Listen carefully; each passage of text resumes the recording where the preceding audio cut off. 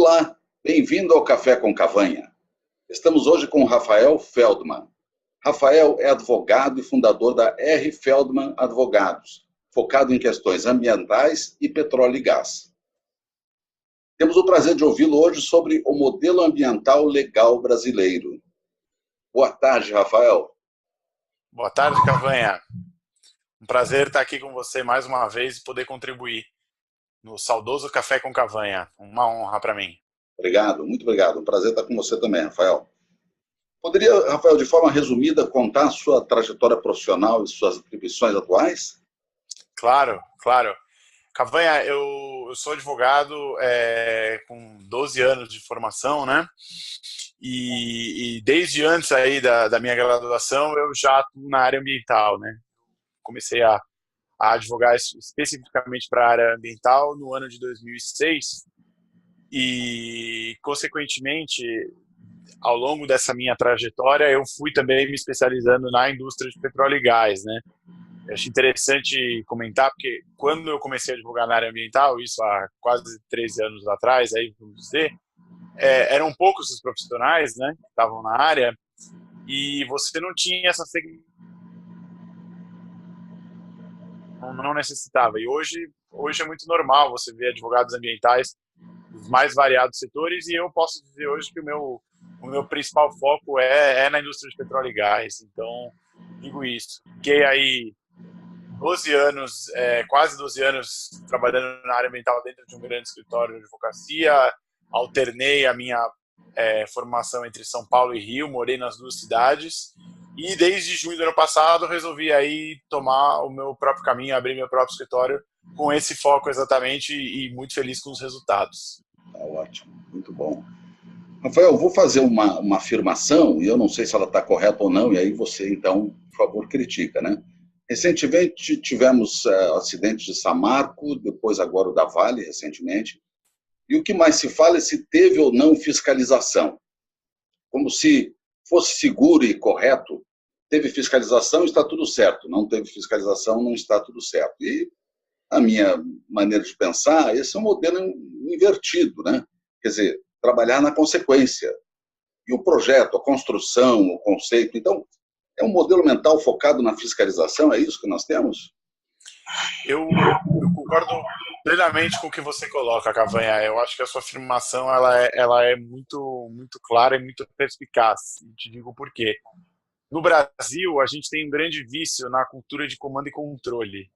E, basicamente, nós acreditamos que, assim, o poder de fiscalização ele tem que ser concentrado em algumas entidades públicas, e aí o insucesso ou sucesso de uma atividade impactante, vamos dizer, é consequentemente pautado nas falhas ou nos acertos dessas entidades. Ou seja, teve um problema? Teve fiscalização ou não teve fiscalização? Fiscalização falhou ou não falhou? O debate acaba sendo muito raso e as pessoas acabam se levando muito em consideração que o problema ocorre por causa disso, como se a fiscalização fosse a solução para todos os nossos problemas, entende? E assim, é claro que ela é importante, não é que estamos defendendo isso, mas a verdade é que nós temos que fazer o certo porque temos que fazer o certo. A lei está aí para ser cumprida e não é porque tem que ter fiscalização a gente cumpre a lei. Na verdade, tem que cumprir a lei porque tem que cumprir a lei. É uma coisa clara nesse sentido, sabe? Então, eu acho que a gente perde tempo demais discutindo como vai, como não vai, teve, não teve fiscalização, e a coisa se perde um pouco, entende? Eu acho um pouco raso esse debate, a gente só olhar para isso. Porque, por exemplo, quando falamos aí do acidente de Brumadinho, por exemplo, eu não vou dizer que assim, a fiscalização falhou ou não falhou ali, mas era um processo que, obviamente, todo mundo estava muito envolvido, todo mundo sabia. A barragem da Samarco anterior de Mariana tinha estourado há 3 anos atrás, então, assim, todos os stakeholders estavam muito preocupados com isso também. Então, não necessariamente foi um problema de fiscalização. Acho que você entende esse ponto que eu quero chegar, né? Sim. Pois é, e aí até te coloco, quer dizer, ninguém está falando em quem concebeu o modelo quem projetou desse jeito, desse tipo, com água, sem água, sei lá, eu não conheço bem esse assunto, mas, quer dizer, só fica lá no rabo da curva dizendo, não teve fiscalização, 3% a gente fiscaliza, e todo o resto a gente se perde, não é isso? Exatamente, exatamente. Eu acho que é isso. E assim, nesse caso específico, a barragem foi licenciada em 2018, a renovação do licenciamento ocorreu em 2018. É uma atividade que está assim, vamos dizer, está em todos os jornais, assim, está todo mundo muito preocupado. Então, eu acho que a gente tem que olhar para outros problemas de monitoramento de impacto ambiental e olhar para outras coisas da legislação que não isso. É claro que a fiscalização tem que ter, e é claro que no Brasil existem outros campos que ela é muito falha, por exemplo, no grande interior da Amazônia, por exemplo, você tem atividades ali que ninguém consegue monitorar, enfim, você tem outros problemas, mas é exatamente esse ponto que a gente colocou aqui você agora. A gente perde tempo demais discutindo, fiscaliza ou não fiscaliza, estava ou não estava, viu ou não viu, e a gente perde a oportunidade nesse debate de olhar para outras coisas que talvez sejam mais importantes do que isso. Exatamente, exatamente. Agora, Rafael, me diz uma coisa, em petróleo é diferente, não é? Eu acho que... Sem dúvida, Cavanha, sem dúvida. Em petróleo é muito diferente, porque assim, na verdade, você tem várias razões para colocar, né? Porque que a indústria do petróleo tem um tipo de perfil diferente. Na minha opinião, claro. O primeiro deles é que, assim, a maioria da produção brasileira de petróleo ela é offshore, né? Sendo uma produção offshore, todo licenciamento, ele, por razões de competência aí administrativa, né? Isso em 2011 foi muito bem regulamentado por uma lei complementar, mas muito antes disso, assim, todo licenciamento ele é concentrado com o IBAMA. E o IBAMA, ele foi se especializando na indústria do petróleo também. Isso falando de upstream, é claro, né? Mas assim, onde a gente está olhando para o impacto mais evidente, né? Porque o IBAMA foi criado no final da década de 80, né, em 1989. E desde aquela época, um pouco depois, ele já criou um escritório no Rio que ele chamava de ELPN, que era o Escritório de Licenciamento de Petróleo e Atividades Nucleares. Ou seja, o IBAMA, naquele momento, já começou a olhar e começou a olhar para a indústria com a especificidade que a indústria precisava. E aí, o que aconteceu? Foi colocado esse escritório, que coincidentemente ficava no Rio. Pouco tempo depois, você teve, com a Lei do Petróleo, em 97, né, você teve também a criação da ANP, e é um órgão que não é um órgão que olha para impactos ambientais de uma maneira local, mas como um órgão regulador, ele exerce uma espécie de competência supletiva a respeito disso, e o diálogo entre a ANP e o IBAMA, pode-se dizer que teve aí seus desentendimentos, mas ele foi sendo bem construído.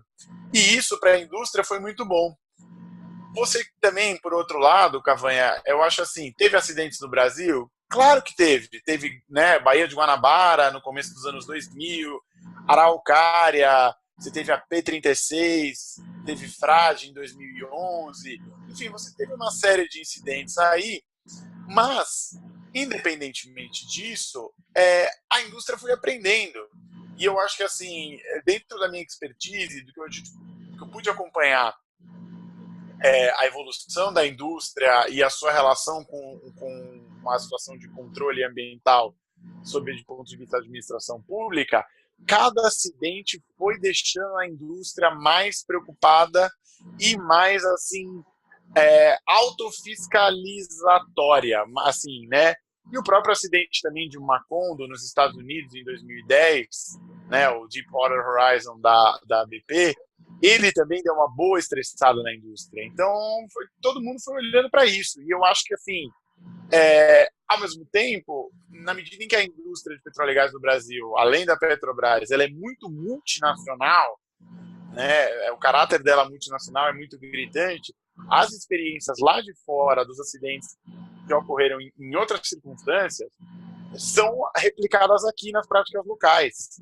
Então, a indústria tem esse caráter autorregulatório e ela foi treinando o IBAMA e a ANP para isso. E, assim, isso eu posso te dar, Cavanha, com exemplos. porque desde que da criação da ANP e dessa especialização do IBAMA, a legislação ambiental ela foi se preparando para isso. Eu vou te dar um outro exemplo para você ver. O CONAMA, que é um órgão que dá os parâmetros legais para o licenciamento em âmbito federal, né, ele é um órgão colegiado, né, vinculado ao Ministério do Meio Ambiente, mas ele tem ali os seus próprios conselheiros que editam as normas. E assim, o CONAMA, em 94, antes de 97, que foi a resolução CONAMA 237 principal sobre o licenciamento, ele já fez uma norma, que é a 23, para o licenciamento de atividades de exploração e produção de petróleo e gás. Depois, resolução CONAMA específica para pesquisa sísmica existiu, resolução CONAMA específica para a elaboração dos PEIs, uma lei específica sobre acidentes de petróleo, a 9966, também foi editada. Então, assim, todo mundo olhou com muita preocupação e com muita minúcia para isso. E o ganho está aí, assim, é impossível a gente dizer que existe um risco zero e que acidentes nunca vão acontecer. Claro, isso não é uma situação que a gente quer colocar, mas assim, é evidente que a indústria ela foi se preparando e se materializando com elementos para isso, e ela ajuda e ensina o regulador. A gente sabe que existe debates muito contundentes com a ANP, com o IBAMA, das próprias empresas de produção. Então, assim, todo mundo foi olhando para isso. E, no fim das contas, acho que a gente ganhou todo mundo, né? Pois é, outro dia, há uns 2 ou 3 dias atrás, apareceu um artigo dizendo que a BP, por consequência daquele acidente lá no Golfo do México, anda ainda pagando e tendo enormes dificuldades, já acumula seus problemas em 62 bilhões de dólares. Quer dizer, a magnitude da consequência é muito séria, né? Como você estava trazendo, aprende-se muito na indústria de petróleo por causa do tamanho do problema e da velocidade com que é cobrado, né? Agora, Rafael, deixa eu te perguntar o seguinte, quer dizer, e a legislação brasileira, comparada com outras legislações, inclusive americana, nas consequências, nas responsabilidades, a gente está bem em legislação, nosso problema não é legislação, como é que isso se coloca? Olha, Cavanha, muita gente critica em demasiado a legislação ambiental e eu não sou um desses sujeitos, tá? Eu não acho que, assim, o nosso grande problema no Brasil esteja em legislação ambiental. Eu acho que, assim, como qualquer matéria dentro do direito brasileiro, ela tem alguns pontos de insegurança jurídica, sim, e existem coisas que precisam ser ajustadas, mas eu acho que a nossa legislação ela é muito avançada e muito bem preparada em diversos aspectos, principalmente na responsabilidade em si. O que eu acho é que, assim, a maneira como a gente interpreta a legislação, em muitos casos, ela é problemática. Os nossos tribunais, eles, assim, de alguma maneira ou de outra, eles cometem aí, eles optam por caminhos que eu particularmente, e por tendências que particularmente eu não concordo. Enfim, isso é uma situação. E, ao mesmo tempo, eu acho que a gente tem um problema de enforcement também, que basicamente, assim, cumprir a legislação, em muitos casos, os órgãos ambientais não estão preparados, né? No sentido de falta gente, falta capacidade técnica. Felizmente, assim, eu acho que para a indústria de petróleo e gás esse é um problema também, claro que é, mas ela é uma das que mais está avançada nisso, porque o diálogo dela é muito próximo com o IBAMA e com a ANP, é uma atividade muito, assim, quem está na front disso são players muito responsáveis, que capacitam muito o IBAMA e a ANP, como a gente já falou, e também quem está do lado de lá do licenciamento também sabe o que está fazendo. Mas a realidade do Brasil como um todo não necessariamente é essa, assim, falta capacitação. E aí, então, desculpe te interromper, quer dizer, é claro, muito menos um problema de legislação, muito mais um problema de gestão. Exatamente, Cavanha, exatamente. Eu, particularmente, assim, você deve ter visto, né, já ia coisa de uns 2, 3 anos aqui no Brasil, que todo mundo discute se precisamos ou não de um projeto de lei no licenciamento ambiental. Se você perguntar, eu acho assim, existem alguns pontos do licenciamento ambiental que precisam ser aprimorados? Existem, claro. Eu acho que como qualquer coisa, né? Na vida a gente tudo tem que ser aprimorado. As nossas relações, em quaisquer circunstâncias, elas precisam e podem ser aprimoradas. E que bom que as coisas são assim. Mas eu acho que esse debate ele perdeu um pouco o sentido na medida em que as pessoas colocaram o licenciamento como o grande vilão, o qual ele não é, e ao mesmo tempo achando que um projeto de lei ia resolver todos os problemas. E aí é um vício que a gente tem no Brasil, na minha opinião. Isso não se resume a licenciamento, não se resume a meio ambiente. É basicamente achar que todos os problemas vão ser resolvidos pelo legislativo. Não é verdade. O buraco é muito mais embaixo.